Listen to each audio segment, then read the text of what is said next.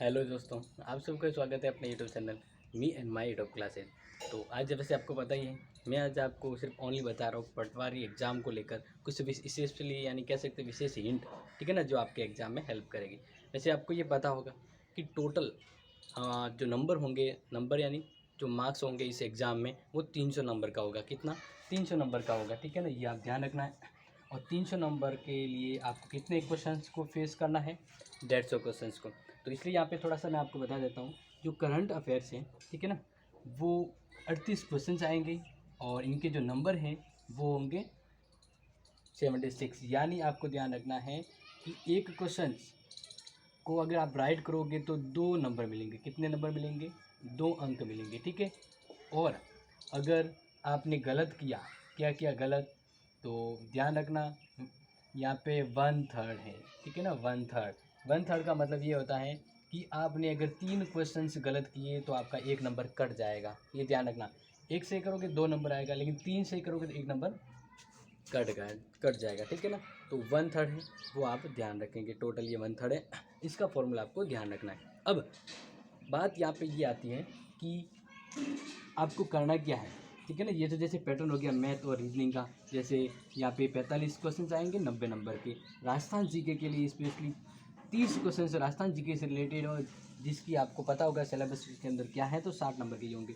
फिर इंग्लिश और हिंदी से जुड़े हुए प्रश्न हैं, वो आएंगे आपके 22 क्वेश्चन तो आएंगे, लेकिन टोटल नंबर में होंगे 44।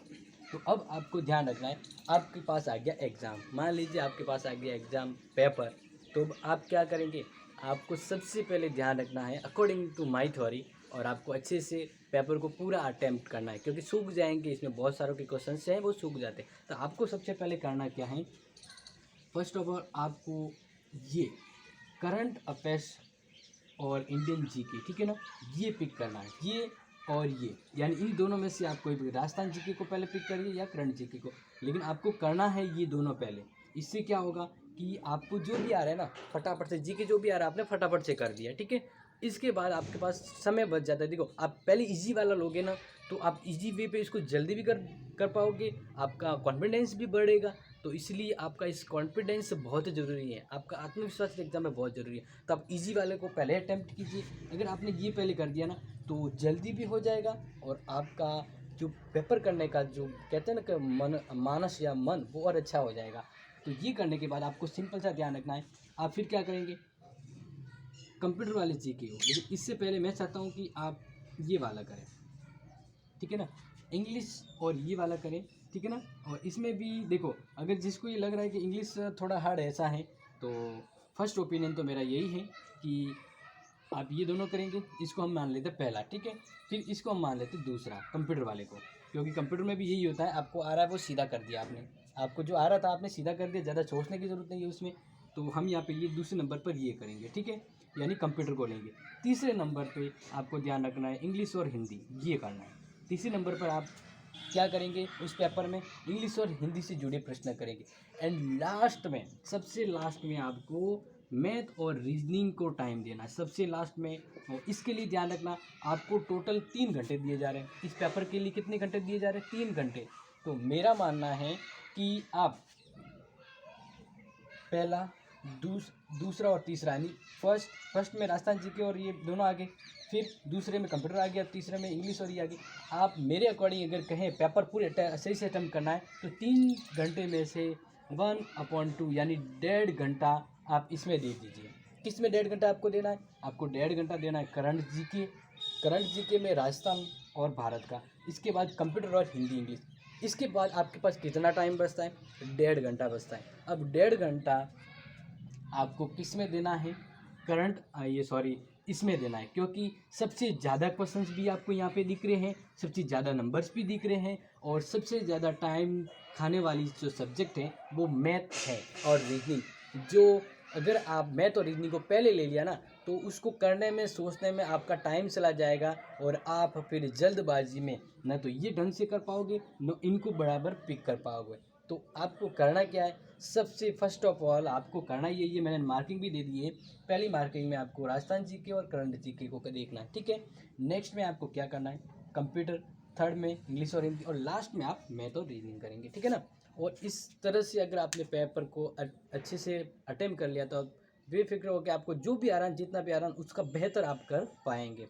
तो बिल्कुल भी नहीं घबराना है कि एग्ज़ाम कैसा होगा, ठीक है ना। वैसे साइकोलॉजी फैक्ट देखें तो आप जितना आत्मविश्वास यानी कॉन्फिडेंस लेके एग्ज़ाम दोगे ना, जितना बड़े अच्छे मन से, उतना ही बढ़िया एग्ज़ाम होगा। क्योंकि जैसे ही एग्ज़ाम आ रहा है तो आपके अंदर बहुत सारी चीज़ें ऑटोमेटिक उत्पन्न होती है कि मुझे ये करना है, वो करना है, वो चीज़ें पूरी नहीं हुई, ये चीज़ें पूरी नहीं हुई, तो उसको मारो गोली। क्योंकि जो हो गया, जो होना था वो उस टाइम पे हो गया। अब कहते हैं ना कि जब तैयारी जितनी थी उतनी हो गई है, उससे ज़्यादा अगर आप टाइम नहीं है और फिर सोचने लगोगे तो नुकसान हो जाएगा। क्योंकि जब आग लग रही है ना, तब कुआँ खोदने का कोई फ़ायदा नहीं है। तो जिसकी बेहतर तैयारी है, बहुत अच्छा है, उनके लिए बेस्ट ऑफ लक। और जिनकी थोड़ी बहुत है, उनको इस पैटर्न से पेपर को सॉल्व करना है और घबराना नहीं है। क्योंकि होता है ना, कभी अगर लक साथ हो ना, तो थोड़ी सी भी तैयारी भी आपको अच्छा कहते हैं ना माइलेज दे सकती है, अच्छा मार्क्स ले आ सकती है। बाकी लक के ऊपर होता है, ठीक है ना। लेकिन परिश्रम करना आपके हाथ में, अगर टाइम पे आपने किया है तो आपको डेफिनेटली बहुत अच्छे से आप ये कर सकते हैं। तो आई होप आपको समझ में आ गया होगा। मेरा समझाने का मतलब यही था कि निर्भय होकर, कॉन्फिडेंस के साथ, कहते हैं ना, माइंड में बिल्कुल रखिए मत कोई चीज़ ऐसी जो तनाव उत्पन्न करे। मेरा तो ये मानना है कि आप एग्ज़ाम देने जाने से पहले ना, कहने कि बहुत अच्छी सी भरपूर नींद ले लीजिए। क्योंकि ये एक माइंड, कहते हैं ना कि आपको एनर्जी के लिए क्या चाहिए, खाना चाहिए। तो माइंड को एनर्जी के लिए पर्याप्त नींद चाहिए होती है, ठीक है ना। फुल आराम से, शांति से अगर आप नींद लोगे ना, तो आगे आपको जो करना है बेहतर कर पाओगे। तो आप बस इतना ही था इसमें। तो मिलेंगे नेक्स्ट वीडियो में, तब तक के लिए आपको इस एग्ज़ाम के लिए बेस्ट ऑफ लक मेरी ओर से, me and my YouTube classes. तो इस वीडियो को अपने फ्रेंड्स को भी ज़रूर शेयर करना है, क्योंकि ये हो सकता है उनके लिए भी सपोर्टिव हो। Thank you.